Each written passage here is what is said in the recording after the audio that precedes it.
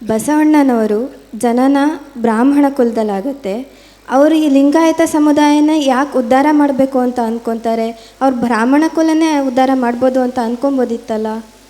ಅವರಿಗೆ ಬ್ರಾಹ್ಮಣ, ಲಿಂಗಾಯತ, ಕ್ಷತ್ರಿಯ ಅನ್ನುವಂಥ ಭಾವನೆ ಇರಲಿಲ್ಲ. ಆನು ಹಾರುವನೆಂದರೆ ಕೂಡಲ ಸಂಗಮ ದೇವ ನಗುವನಯ್ಯ ಅಂತ ಹೇಳಿದರು ಅವರು. ನಾನು ಬ್ರಾಹ್ಮಣ ಅಂತ ಹೇಳಿಲ್ಲ, ಮಾದಾರ ಚೆನ್ನಯ್ಯನ ಮನೆಯ ಮಗ ನಾನು ಅಂತ ಹೇಳಿದರು. ಅದರ ಅರ್ಥ ಅವರಿಗೆ ಬೇಕಾದದ್ದು ಈ ಸಮುದಾಯ ಬೇಡ, ಅದು ಬೇಡ, ಇದು ಬೇಡ ಅಂತಕ್ಕಂಥ ಭಾವ ಅಲ್ಲ.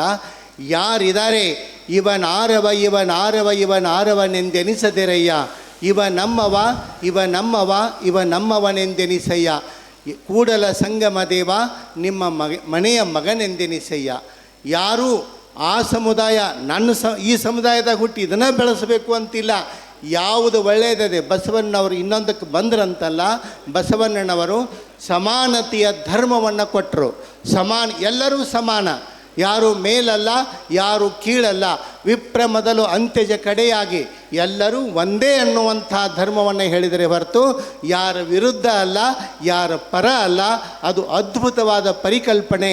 ಇಡೀ ರಾಷ್ಟ್ರವೇ ಆ ಧರ್ಮವನ್ನು ಒಪ್ಪಿಕೊಳ್ಳುವಂಥ ಸಂದೇಶ ಬಸವಣ್ಣನವರ ಸಂದೇಶ. ಮಹಾತ್ಮ ಗಾಂಧೀಜಿಯವರು ಹೇಳ್ತಾರೆ, ಇವತ್ತು ಲಿಂಗಾಯತ ಬಸವಣ್ಣನವರ ಎಷ್ಟು ಅದ್ಭುತವಾದ ವ್ಯಕ್ತಿಗಳಿದ್ದರು ಅಂತಂದರೆ, ಇವತ್ತೇನಾದರೂ ಇದ್ದಿದ್ದರೆ ಇಡೀ ವಿಶ್ವವೇ ಅವರನ್ನು ಅನುಸರಿಸ್ತಿತ್ತು. ಅಷ್ಟು ಅದ್ಭುತವಾದ ವ್ಯಕ್ತಿಗಳು ಅಂತ ಹೇಳಿ.